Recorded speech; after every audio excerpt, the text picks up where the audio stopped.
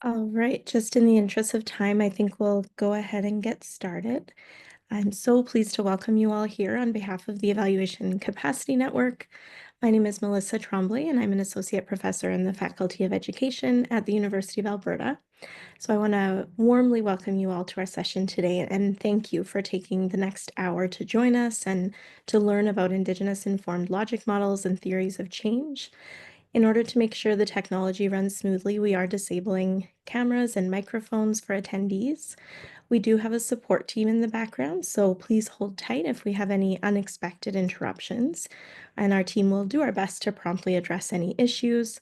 Please use the Q&A function if you have any questions or need any support, and today's session is being recorded. So with that, I will pass it over to our fabulous student team to start us off here. Thank you so much. So before getting into it, we'd like to recognize the blessing we have being able to virtually come together as we join all across Turtle Island. Our Dell team members specifically are located in both Treaty 9 and Treaty 6 territory. We are so thankful that we're able to come together and learn more about decolonial evaluation and Indigenous informed methods. Personally, I'm so eager to learn from Andrea today and to engage in meaningful teachings that honor Indigenous ways of knowing. So I'm honored today to welcome Andrea L.K. Johnson, a fellow Anishinaabe woman and CEO of Johnson Research, Inc., and the Intern Planning Committee Chair of the Indigenous Evaluation Network. With nearly 30 years of experience and over 140 projects for local, regional, and national organizations and governments, Andrea is an expert in Indigenous evaluation. And while raised and educated in Toronto, Andrea's relations come from the Bruce Peninsula, about halfway up on the east side, nestled between Georgian Bay and Dolomite Limestone Escarpment Cliffs. So, without further ado, I present to you Andrea.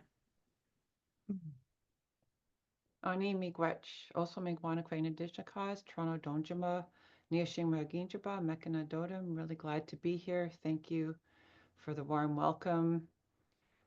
We want to be looking at logic models and theory of change.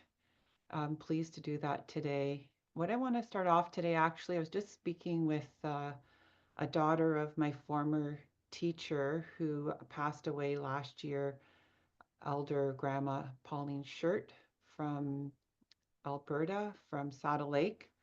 She reminded me of a teaching that Pauline Shirt has shared many times, and I just want to share that with you as a way of starting today. So she wrote to her daughter at some point, "There is an Indian belief that everyone is a house of 4 rooms, a physical, a mental, an emotional, and a spiritual. Most of us tend to live in one room most of the time. But unless we go into every room every day, even if only to keep it aired, we are not complete."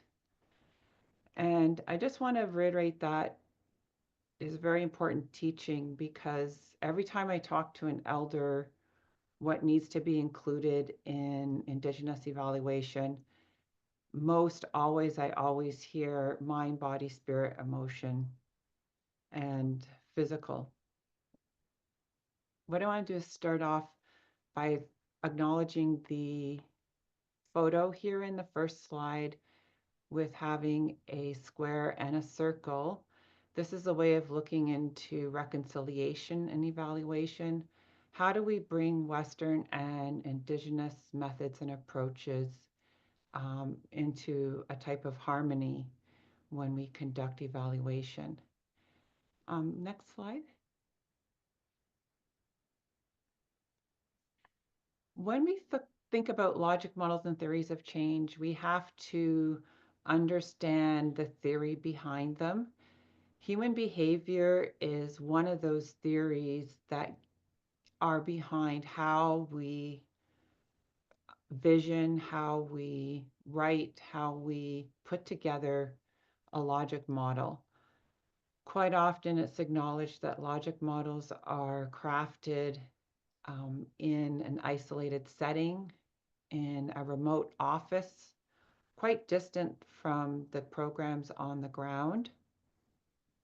What I like to do with understanding human behavior is look at where there's commonalities as I said at the beginning, looking at how we can bring reconciliation with the Western and the Indigenous perspectives. If we look at what are common human behaviors across different cultures, perhaps we can start to understand what is that bridge. Achieving goals, meeting responsibilities, enacting expected roles, and nourishing relationships seem to be very fluid human acts that are acknowledged in many different cultures. One way to think about what is a path that a person would take in a program. So when you're thinking about a theory of change, often when we do typical logic modeling or theorizing in terms of sequences, we'll go from an A to a Z in a straight line, as the picture depicts here. However, I was in the Yukon in Whitehorse, just south of there in Carcross Taglish First Nation, speaking to a number of council members about Indigenous evaluation. And one of the members stood up and drew a graphic similar to the blue square, in that it's acknowledging that it's not a one-way street from A to Z. It's not a one-way path. And people can have what we consider, so in the typical A to Z, we're very focused on outcomes for one thing. And the blue box here is more focused on process. And in that understanding of process, it is taking an acknowledgement of there's success, and then there's also lessons learned. You may see success and failure, but someone else might say they're looking at progress. And what is the progress moving forward? It may not be as we predicted.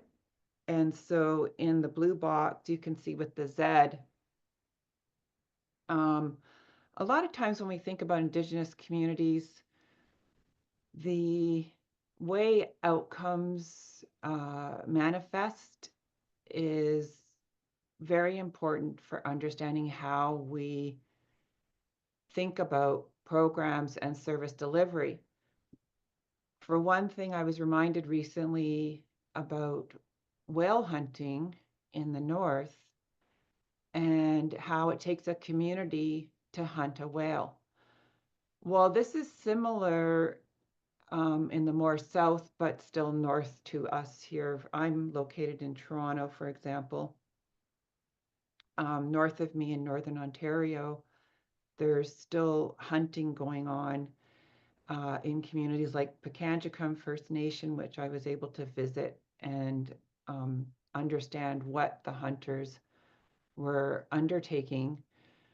For example, it's very important to understand the nuances in Indigenous cultures when we're designing theories of change, for example, because in Pikangikum First Nation, you will see that the community spends a lot of time supporting the production of wild rice.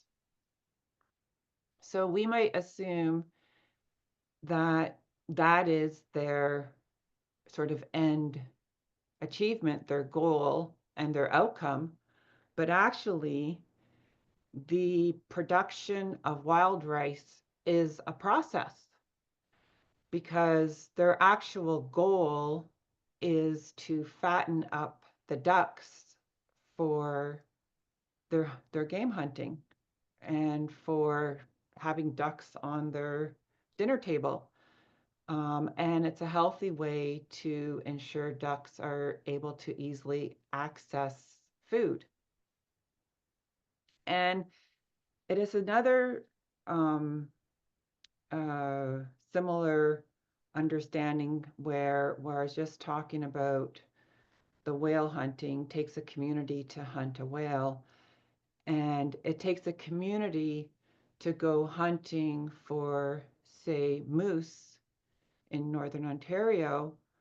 But however, one individual was acknowledged in Pikangikum First Nation for achieving a lot of game. He had, within a week, captured and hunted well over 24 moose, this one hunter. You will not expect that every hunter will achieve these goals. So when we're looking at individuals in communities and how they achieve goals and outcomes, we need to be very careful because, for example, when we're designing an employment and training program, a lot of the times the training may not be completed by all of the participants, but they will have, those participants that don't complete the training, they will have achieved through the process, focusing on the process, they will have achieved a lot of achievements that are valuable to them and that will impact their life and make their life, you could say, more functional for them, more like they can take those learnings and implement them into their life to achieve other outcomes that are important to them. And that may be unknown because when we design our logic models and our theories of change ahead of time, there's a lot of factors that are unknown. Next slide. So just for now, I'll leave that understanding of the unknown for now. We'll talk more about that today. It's a very important understanding. Just going back to the human acts, when we think about Western and Indigenous, and this is not night and day, this is not black and white in any way.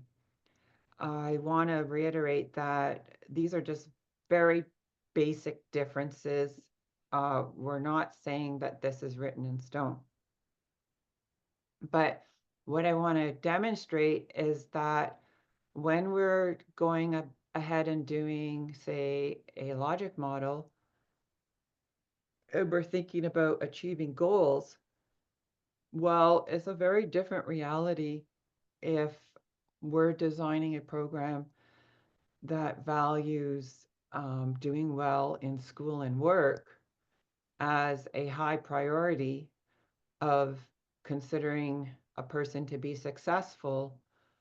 It's a very different reality when Indigenous approaches set out different priorities and goals. So if we look at the next line, meeting responsibilities under the Indigenous approach, the first treaties that were implemented for Indigenous people were with the natural world and the animals.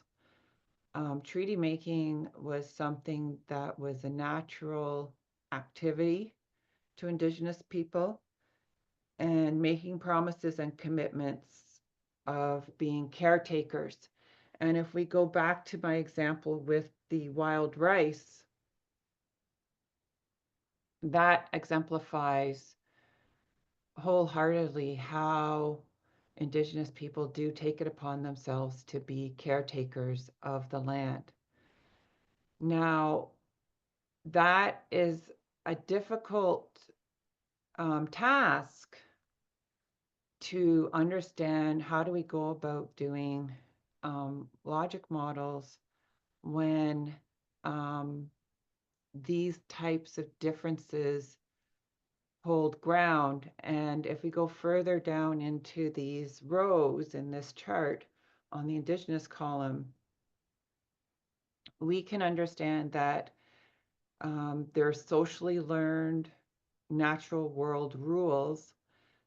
And one thing we're hearing a lot these days is land-based initiatives, land-based programs.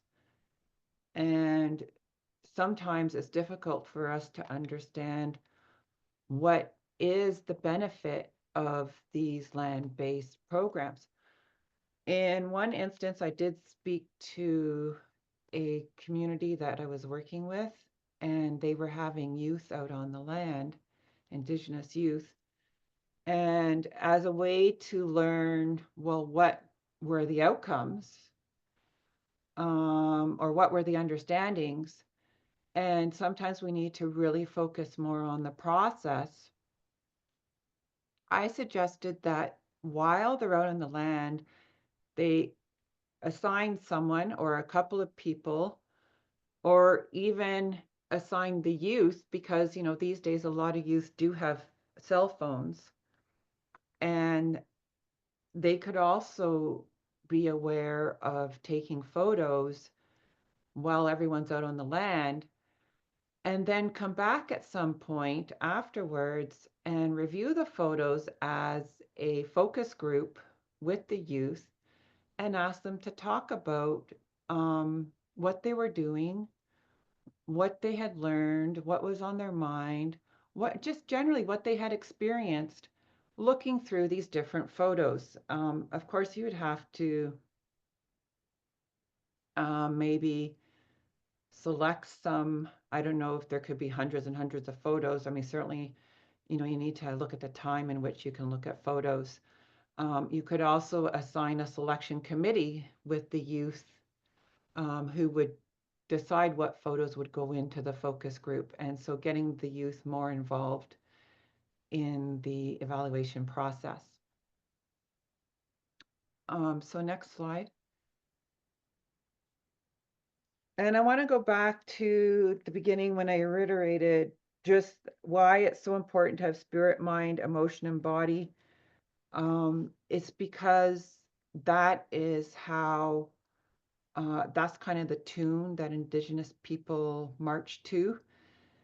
And it would be very important to figure out for yourselves, and I very encourage you to think about, I mean, in this very simple drawing, we have the spirit at the center of all human acts in the middle, and then we could have the different circles coming out.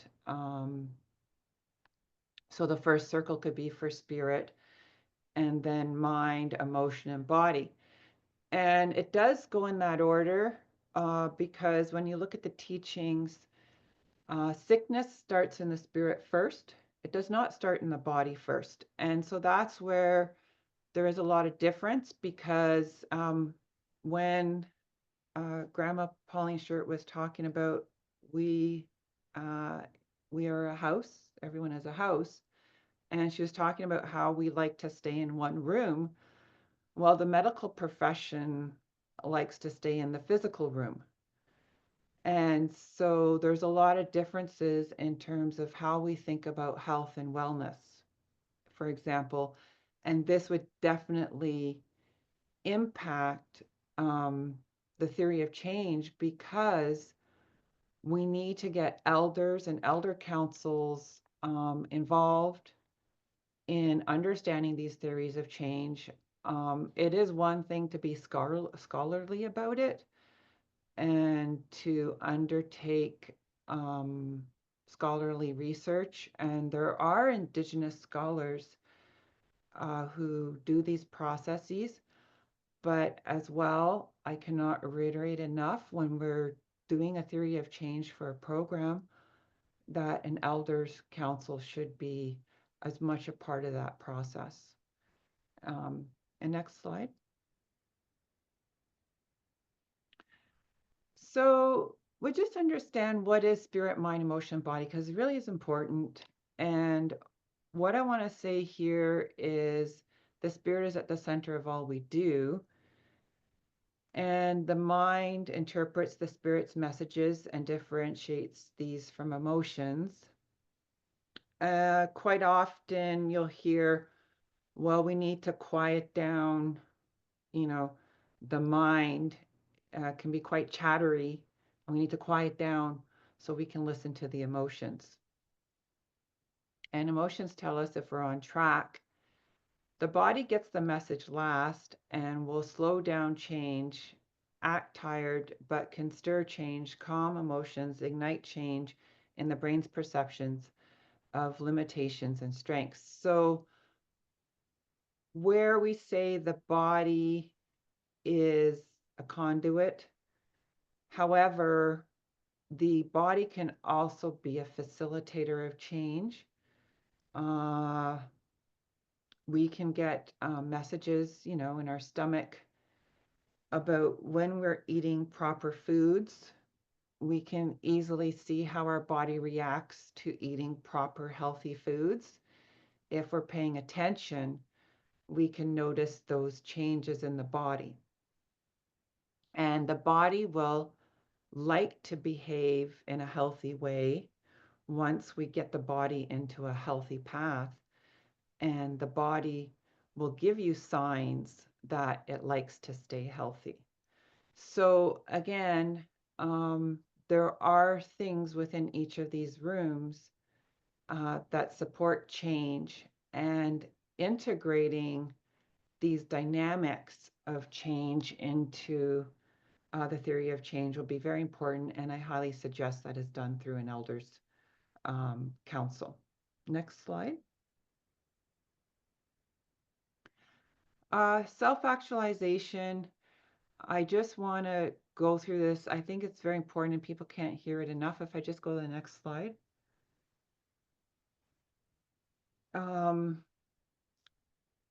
This Blackfoot perception, in contrast to Maslow's hierarchy of needs on the left, is very important. And what I want to do is give some examples here, because the number of examples that could be understood here and the number of teachings are very complex and very layered. But what do we mean expansive concepts of time and multiple dimensions of reality?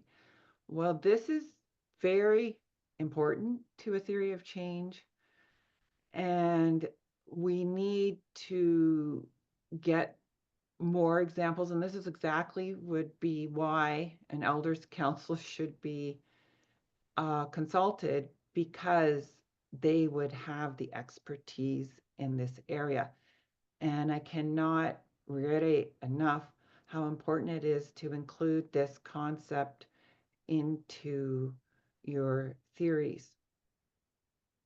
Now, what is this expansive concept of time?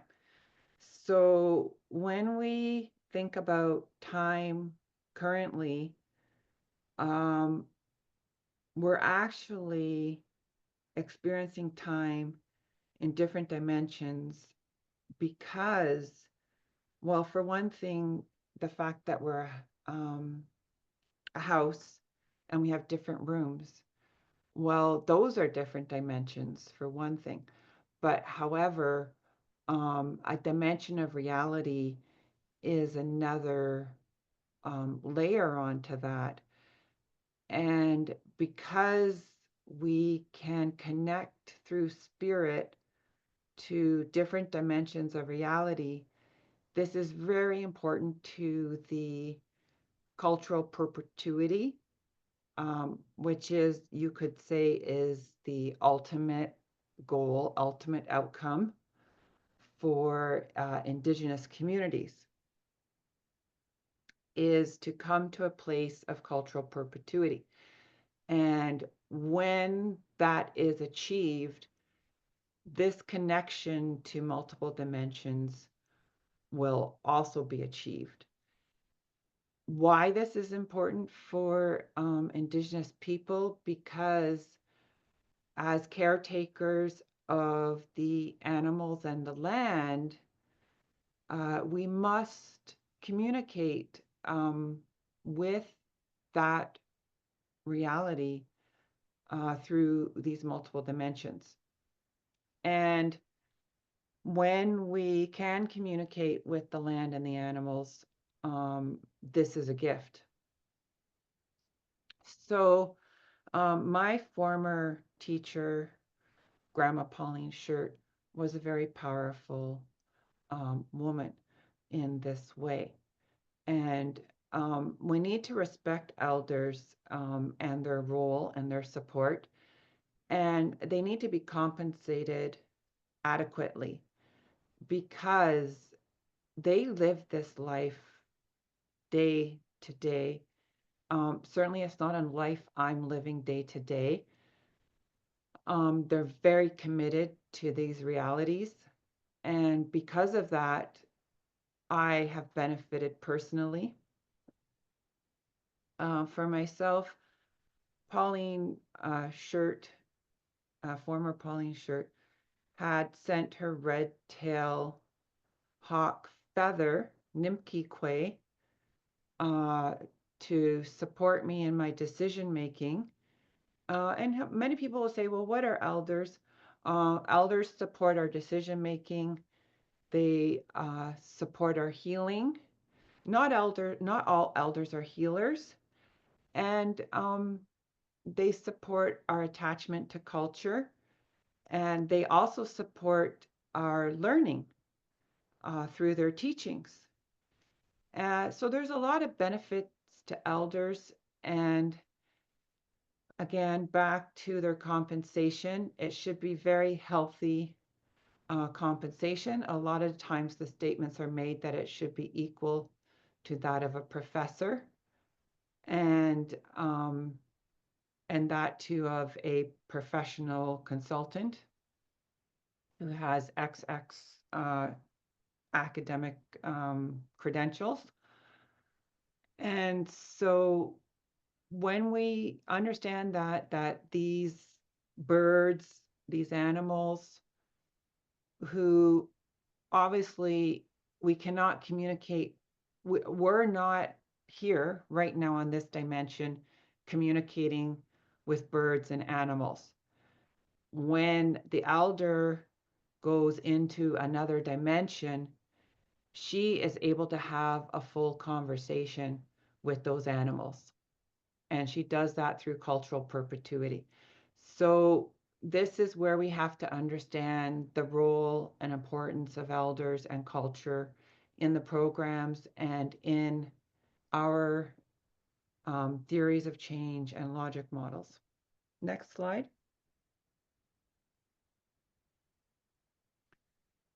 Again, spiritual journey is important because of self-actualization.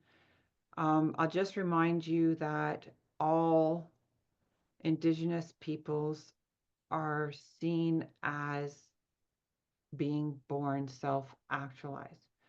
And that is the opposite to Maslow's hierarchy of needs that we were just looking at, because he had self-actualization. Maslow's hierarchy of needs is basically a population pyramid.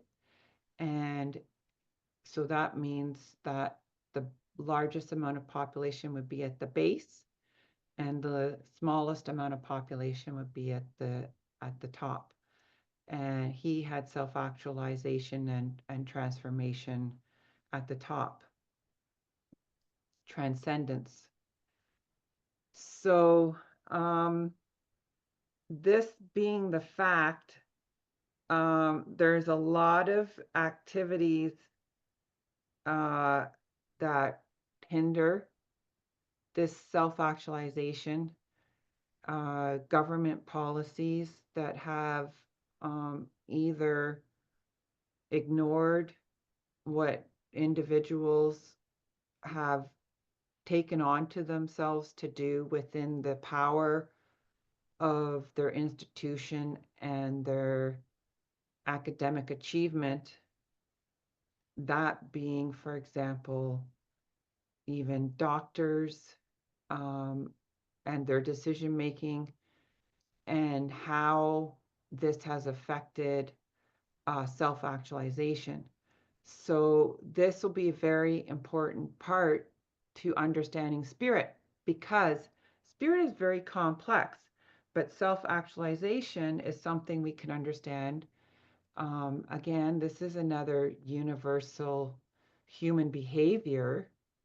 Someone who's Native and non-Native can be self-actualized. However, the way they experience that self-actualization could differ. Yet, embedding concepts of self-actualization into theories of change would better understand the role of spirit. Now, there's many different ways that self-actualization is achieved in Indigenous children. And one of those ways is through this receiving a spirit name at birth. It can be spiritually heard by parents, however, that is rare. Not all Indigenous parents are experiencing cultural perpetuity. However, elders live and breathe this in their everyday lives. And so they are sought to give the spirit name to the baby or the child, and even these days to elders. And they will reveal the true path that is the best to kept in mind, with a strong spiritual connection being maintained. So parents would be instructed to speak these spirit names to their children, perhaps at bedtime, for example, as a way of building routine into the family structure. Now, spirit name is one way that children can self-actualize.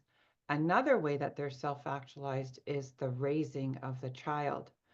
The child is raised in a home in which the child is autonomous.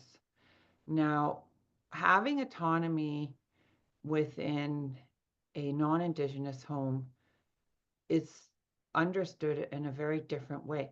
The autonomy in an Indigenous home is very much supporting an innovative, creative mind. And why do Indigenous people need to be innovative and creative? Well, it goes back to the hunting and gathering society, where animals are constantly evolving and adapting to their environment. And Indigenous people need to grow up being confident and adaptable to that environment. And this is why they say that culture is forever evolving as well.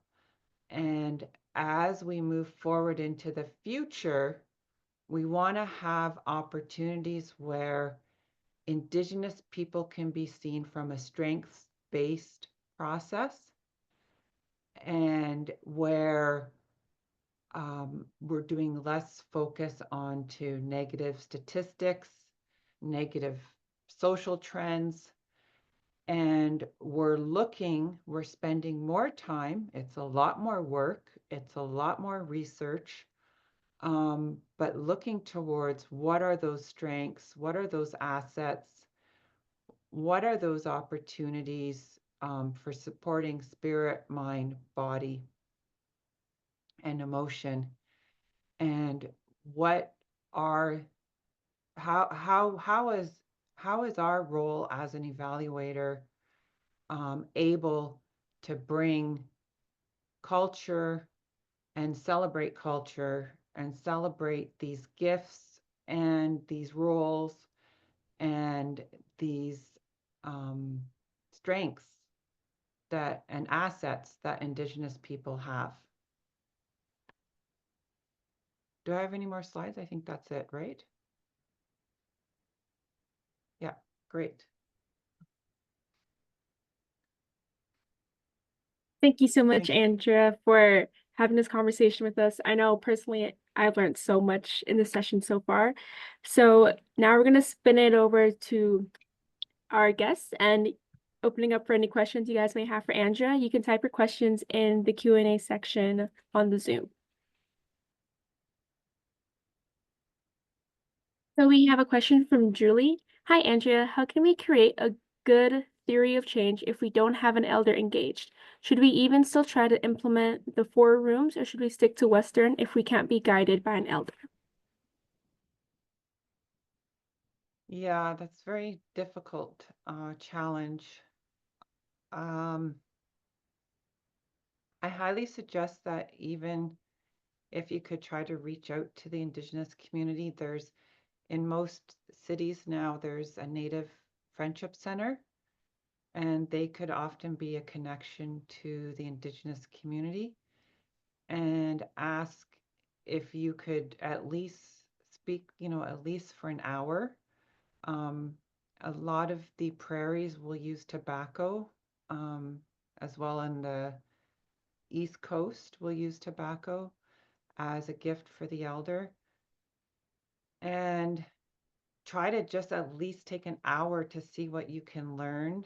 Um, Definitely, there is a lot of work done by Indigenous researchers, Indigenous scholars. There's a lot of papers published, and you could certainly try your best to work that way. But I really highly encourage you to find even just a small appointment. Friendship centers are one way, and as well, they could advise you as to another organization in the community if they don't have a connection to an elder for you. Okay, so for our next one, I was wondering if you could provide more clarity around the theory of change. I'm new to evaluation, and this term often confuses me. Sorry, can you repeat that? I was wondering if you could provide more clarity around the theory of change. They're new to evaluation, and oftentimes this term confuses them. Oh, okay. Yes, well, the theory of change supports your understanding of how the population will be impacted, what will be the different ways in which the initiative will impact onto the community even. One way we like to think about a holistic way in what will be the different impacts is definitely when we're looking at what is a process-based focus as well, we can look at impacts on the population, but as well onto the community and the program staff themselves. I was actually quite surprised a number of times where program staff would speak about their journey and how they were benefited from the program. So there's a lot of dimensions with the theory of change to think about. And a lot of the times in Indigenous communities, they'll say that the staff need to be on a healing journey themselves. So it is important to include staff into the theory of change in an Indigenous setting. And the theory of change is meant to be what will be the steps or the connections from the baseline into the impacts, and what will you expect will happen because of the program's implementation.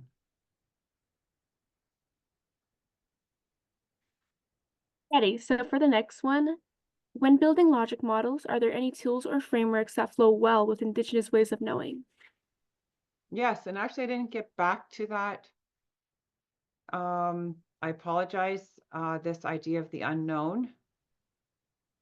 The unknown is one of the pillars that we have been looking into.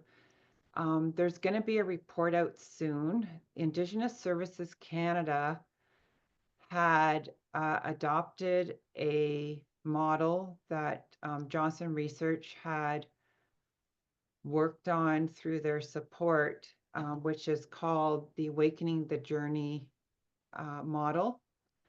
And this Awakening the Journey model has 4 pillars. And once this report is online, because I think you must be aware that Indigenous Services Canada would need to publish its evaluations online. And we're literally hoping, like, you could probably Google that maybe every 2 months until it's finally posted. But that will feature the Awakening the Journey model in an evaluation setting. And the exciting part is that that will be published online. So that will be the first time, because this Awakening the Journey model is about 2 to 3 years old. It's a very new concept. However, the Indigenous Services Canada evaluation, it was actually assessing the implementation of Indigenous urban programming across Canada. They had 3 pillars at the time. So the 3 pillars are spirit, relationship, and process. And however, actually through a federal project that we're working on with Parks Canada, we're working on their Guardians program, talking about actually the fact that I was talking a lot today about the land, curating the land. The Guardians program is meant to support the land and the animals in their flourishing. And through one of the regional offices who spoke up during a discussion on the Indigenous evaluation approach, had introduced this idea of the unknown. And this idea of the unknown, I think, is the most difficult probably for you to understand of the 4 pillars of the Awakening the Journey model, because process is not something that is foreign to evaluators. Relationships are certainly something that you would understand, but however, relationships need to support the Indigenous position and Indigenous autonomy of the partners in relationships as the most important. And usually now we're counting relationships as to how many relationships have been formulated in a program, for example. And spirit, we did spend a lot of time talking about spirit today. So the unknown would be the last factor that I wanted to spend more time in discussion today. The unknown is very tricky. However, we need to be vigilant as evaluators, and steadfast and determined to uncover the unknown. And how do we do that? Well, it's not with our glasses on and our pens in our hands. No, it's with our willingness to recognize the unknown, but it's through our willingness to allow the unknown to reveal itself to us. And that is the teaching. Thank you. For next one, we have one from Anonymous. I'm left wondering about the last point. How do we bring in and celebrate culture, gifts, roles, and strengths people have? Is it through revising process, templates, or beyond that? Better engagement with the right people around the table and differing to how Indigenous communities and people engaged in the work want to proceed.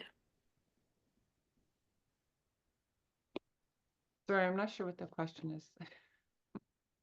I think it was mainly the first part of how do we bring in and celebrate culture, gifts, and roles into the process, from my understanding. Yes. Well, I think that kind of goes back to the first question, because I do understand it could be difficult to get an elders council in place. But that's something to work towards in the future for sure. Yes, we need to take baby steps along the way. And there is a lot of research out there, but it would be more in the research domain rather than the evaluation domain. because there's not a lot of published materials about Indigenous evaluations and successful Indigenous evaluations from an Indigenous perspective. We certainly would like to see more of those published, although they do have a lot of work that they've done with the New Zealand and Australia communities in this area. And so I might advise looking towards New Zealand for understanding how to bring culture and the other points you raised, and look into their literature around how they have brought culture into evaluation.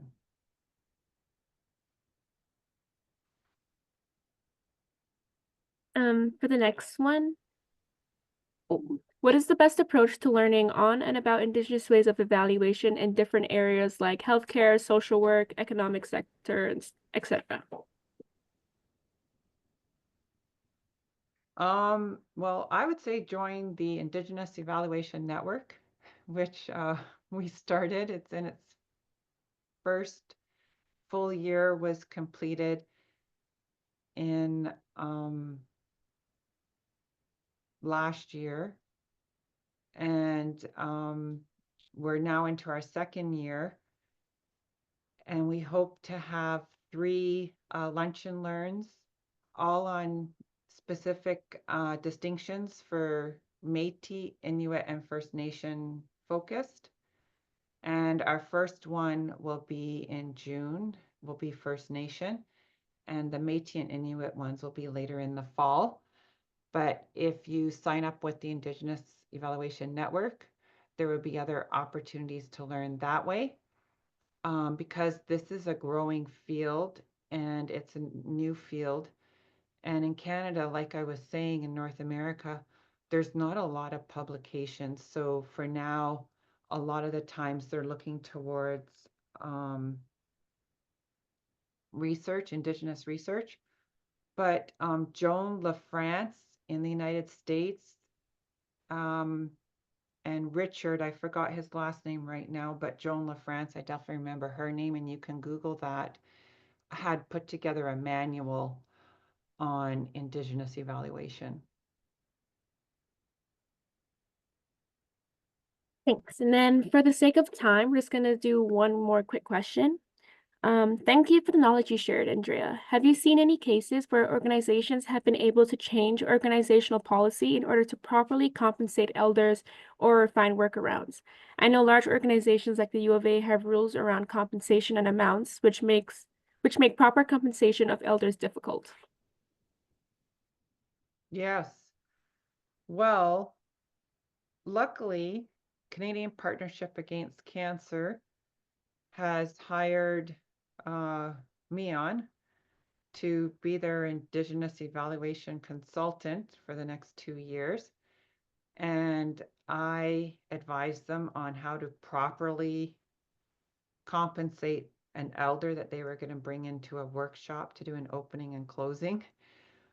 But I think that this is a work in progress. But I think what needs to be done is asking as well the elder what they think would be appropriate. But I definitely nowadays, I'm compensating elders at $1,500 a day. And that's what CPAC is doing on May 1st. And in addition, covering the travel.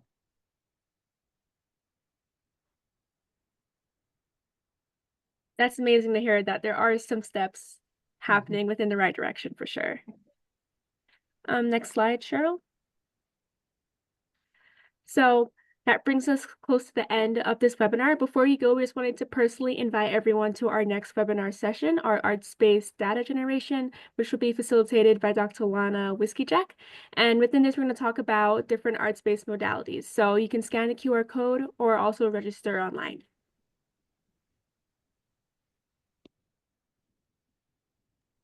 Next slide, Cheryl.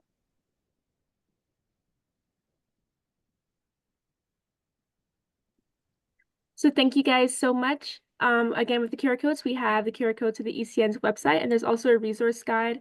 You can scan the QR code here, and it will also be shared with you guys in an email after. So again, thank you so much, Andrea, for having this conversation with us today, and thank you guys for attending. Miigwech, Pamapi.